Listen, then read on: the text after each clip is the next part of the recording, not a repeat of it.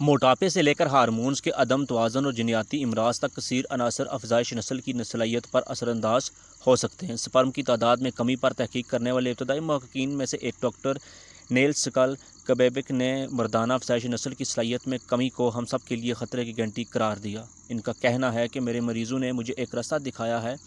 میرے لیے گھنٹی بجائی کہ عالمی سطح پر آج اور کل افزائش نسل کی صحت برقرار رکھنے کے لیے عوام میں آگاہی پھیلانا اور اس حق میں بات کرنا ضروری ہے۔ میں علم سموم کا ماہر نہیں اور تولیدی صلاحیتوں میں کمی کے رجحانات دیکھ رہا ہوں۔ ان کا سبب شناخت نہیں کر سکتا، لیکن بطور معالج مجھے تشویش ہے کہ انسانی جسم اور وہ افراد جو مریض بنتے جا رہے ہیں وہ سب اس نقصان کی زد میں آ رہے ہیں۔ ان کے مطابق امریکہ میں کم و بیش ہر 8 میں سے ایک جوڑا بانجھ پن سے نجات حاصل کرنے کے لیے تگ و دو کرتا ہے۔ بدقسمتی سے میرے جیسے افزائش نسل کے شعبے کے ماہر معالجین تقریباً 30% سے 50% تک کے موقع پر مردانہ تولیدی صلاحیت کی کمی کا سبب متعین کرنے میں ناکام رہتے ہیں۔ شاید اس سے زیادہ دل شکن بات کوئی دوسری نہیں کہ آپ کو کسی جوڑے سے کہنا پڑے کہ میں نہیں جانتا یا میں آپ کی کسی طرح کی کوئی مدد نہیں کر سکتا۔ یہ خبر ملتے ہی ایک کے بعد دوسرا جوڑا مجھ سے جو سوالات کرتا ہے وہ تمام ملتی جلتی سوچ کی عکاسی کرتے ہیں۔ اس کا کام، اس کے موبائل، ہمارے لیپ ٹاپ، ان سب پلاسٹک اشیاء کے متعلق کیا خیال ہے؟ کیا آپ سمجھتے ہیں کہ ان کا اس معاملے میں کردار ہو سکتا ہے؟ میرے مریض مجھ سے جو سوال پوچھ رہے ہیں وہ مردوں کی افزائش نسل کی صلاحیت سے متعلق ایک بڑا سوال ہے۔ کیا ماحولیاتی زہریلا پن مردوں کی افزائش نسل کی صلاحیت پر اثر انداز ہوتا ہے؟ مردوں کی افزائش نسل کی صلاحیت میں کمی جوڑوں کے مسلسل 1 سال تک مباشرت کے باوجود حاملہ نہ ہو سکنے کی عدم اہلیت کو بانجھ پن کہا جاتا ہے۔ جب یہ صورتحال ہو تو ڈاکٹر صاحبان دونوں جوڑوں کی صلاحیت کا اندازہ لگاتے ہیں تاکہ وجہ کا تعین کیا جا سکے۔ مردوں کی جنسی زرخیزی جانچنے کا بنیادی ترین ذریعہ مادہ منویہ کا تجزیہ ہے اور سپرم کا جائزہ لینے کے لیے کئی طریقے ہیں۔ سپرم کاؤنٹ، مرد کے سپرم کی مجموعی تعداد اور سپرم کنسنٹریشن سیمن فی ملی میٹر سپرم کی تعداد زیادہ عام ہے، لیکن یہ زرخیزی کے بہترین آئینہ دار نہیں۔ ایسا لگتا ہے تمام متحرک سپرم کو شمار کرنا زیادہ بہتر پیمانہ ہے، جس سے سپرم کے ان چند اجزاء کا اندازہ ہوتا ہے جو تیرنے اور آگے پہنچنے کی صلاحیت رکھتے ہیں۔ موٹاپے سے لے کر ہارمونز کے عدم توازن اور جنیاتی امراض تک کثیر عناصر افزائش نسل کی صلاحیت پر اثر انداز ہو سکتے ہیں۔ بہت سے مردوں کے لیے ایسے علاج موجود ہیں جو ان کی خامیاں دور کرتے ہیں، لیکن محققین نے 1990 کی دہائی سے ایک تشویشناک رجحان دیکھا ہے۔ خطرے کے معلوم عوامل میں سے اکثریت پر قابو پانے کے باوجود مردوں کی افزائش نسل کی صلاحیت کئی دہائیوں سے زوال کا شکار ہے۔ سال 1992 کے ایک جائزے کے مطابق گزشتہ 60 برس کے دوران مردوں کے سپرم کی تعداد میں عالمی سطح پر 50% کمی آئی ہے۔ آئندہ برسوں میں مختلف جائزوں نے اس ابتدائی نتیجے کی تصدیق کی، جن میں 2017 کا ایک تحقیقی مضمون بھی شامل تھا، جس کے مطابق 1973 اور 2011 کے دوران دنیا بھر کے مردوں کے سپرم کے گنے پن میں 50 سے 60% تک کمی دیکھی گئی ہے۔ اگرچہ یہ جائزے اہم تھے، لیکن انہوں نے ساری توجہ سپرم کے گنے پن یا سپرم کی مجموعی تعداد جاننے پر مرکوز رکھی۔ 2019 میں محققین کی ایک ٹیم نے زیادہ قابل اعتماد طریقہ متحرک سپرم کی مجموعی تعداد جاننے کا فیصلہ کیا۔ وہ اس نتیجے پر پہنچے کہ گزشتہ 16 برسوں کے دوران مردوں میں متحرک سپرم کی مجموعی تعداد کے عمومی تناسب میں تقریباً 10% کمی واقع ہوئی ہے۔ سائنسی نتائج یکساں نکل رہے ہیں کہ آج مردوں کے سپرم ماضی کی نسبت تعداد میں کم اور صحت میں کمزور ہیں۔ پھر سوال پیدا ہوتا ہے کہ اس بانجھ پن کا سبب کیا چیز ہوگی؟ ماحولیاتی زہریلا پن اور افزائش نسل؟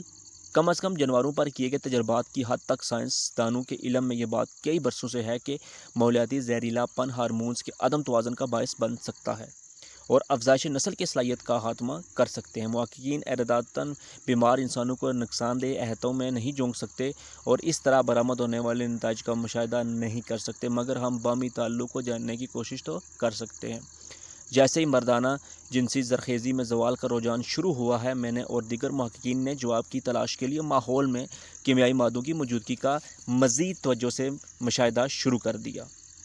اس طریقہ کار نے ہمیں یقینی طور پر یہ تعین کرنے کی آزادی تو نہیں دی کہ کون سے کیمیائی مادے مردانہ افزائش نسل کی صلاحیت کو متاثر کر رہے ہیں، لیکن شواہد کی تعداد میں اضافہ ضرور ہوا ہے۔ اس تحقیق کا زیادہ تر حصہ اینڈوکرائن نظام میں ہونے والی مداخلت پر مبنی تھا۔ مالیکیولز جو جسمانی ہارمونز میں بدلتے ہوئے افزائش نسل کے نازک ہارمونز کے توازن کا خاتمہ کر دیتے ہیں، ان میں پلاسٹرائز کے نام سے معروف کیڑے مار ادویات، نباتات کش ادویات، باری دھاتیں، زہریلی گیسیں اور دیگر کیمیائی طور پر تیار کردہ مواد شامل ہیں۔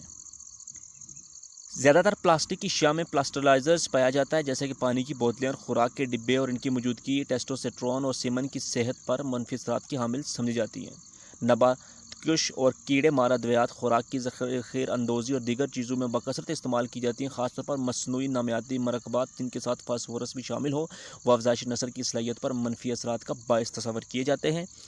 فضائی آلودگی نے شہروں کو گھیر رکھا ہے، جس کی وجہ سے رہائش پذیر افراد سلفر ڈائی آکسائڈ، نائٹروجن آکسائڈ اور دیگر مرکبات کا نشانہ بن رہے ہیں، جو کہ ممکنہ طور پر غیر متوازن سپرم کوالٹی کا سبب بنتے ہیں۔ لیپ ٹاپ، موبائل فون اور موڈیم سے خارج آنے والی تابکار شعاعیں بھی سپرم کی تعداد میں کمی، سپرم کی حرکت میں کمزوری اور سپرم کی معمولات سے ہٹ کر شکل اختیار کرنے کا سبب شمار کیے جاتے ہیں۔ کیڈیم، سیسا اور سنکار جیسی باری دھاتیں بھی خوراک، پانی اور کاسمیٹکس میں موجود ہیں اور سپرم کمزور کرنے کا باعث گردانی جاتی ہیں۔ اینڈوکرائن نظام میں مداخلت کرنے والے مرکبات اور بانجھ پن کے جن مسائل کا وہ سبب بن رہے ہیں، وہ انسان کی جسمانی اور جذباتی صحت پر نہایت منفی اثر انداز مرتب کرتے ہیں، اور ان نقصانات کا علاج بہت مہنگا ہے۔ یہ بے ضابطہ کیمیکلز کے اثرات، بے شمار کیمیکلز آج کل زیر استعمال ہیں اور ان سب کا کھوج لگانا بہت مشکل ہے۔ امریکہ میں اندراج شدہ کیمیکلز کی تعداد 80,000 سے زائد ہے اور ہر سال تقریباً 2,000 نئے کیمیکلز متعارف ہو رہے ہیں۔ بہت سے سائنسدانوں کا خیال ہے کہ صحت اور ماحول کو درپیش خطرات کو جانچنے کا عمل زیادہ سخت نہیں، اور نئے کیمیکلز کی مسلسل ترقی اور رونمائی کے سبب اداروں کی انسانی صحت پر مرتب ہونے والے طویل مدتی اثرات کا جائزہ لینے کی صلاحیتیں بھی سوالات کی زد میں ہیں۔ امریکہ کے باوجود قوانین جب تک جرم ثابت نہ ہو تب تک بے گناہی کے اصول پر کاربند ہیں، اور اس طرح کے قوانین جیسا کہ یورپ میں ہیں اس کے مقابلے میں کم جامع اور نرم ہیں۔ عالمی ادارہ برائے صحت نے حالیہ عرصے میں محض معمولی مقدار میں ایسے مرکبات کا جائزہ لینے کے بعد نشاندہی کی کہ ان میں سے 8 سوک مرکبات ہارمونز تباہ کرنے کی صلاحیت رکھتے ہیں۔ ایک تجارتی گروہ دی امریکن کیمسٹری کونسل اپنی ویب سائٹ پر کہتا ہے کہ انہیں تیار کرنے والے اختراع، ترقی، ملازمتوں کی گنجائش اور عالمی منڈی میں ظفریاب ہونے کے لیے درکار قانونی یقین دہانی اور ان کے ساتھ ساتھ صحت عامہ اور ماحولیاتی فوائد کے نہایت مؤثر حفاظتی اقدامات رکھتے ہیں، لیکن حقیقت یہ ہے کہ امریکہ کے موجود انضباطی نظام میں کیمیکلز انتہائی معمولی جائزوں کے بعد متعارف کروائے دیے جاتے ہیں اور مارکیٹ اسی صورت میں اٹھائے جاتے ہیں جب نقصانات ثابت ہو چکا ہو اور اس میں کئی دہائیاں لگ سکتی ہیں۔ مصنف رائپی سمتھ، یونیورسٹی آف ورجینیا میں اسسٹنٹ پروفیسر آف ایرولوجی میں یہ تحریر پہلے کئی کنورسیشن میں شائع ہوتی ہے۔ مضمون کو امریکی کے کیمیکل ریگولیٹری سسٹم کی زیادہ درست نمائندگی کرتے ہوئے اپڈیٹ کر دیا گیا ہے۔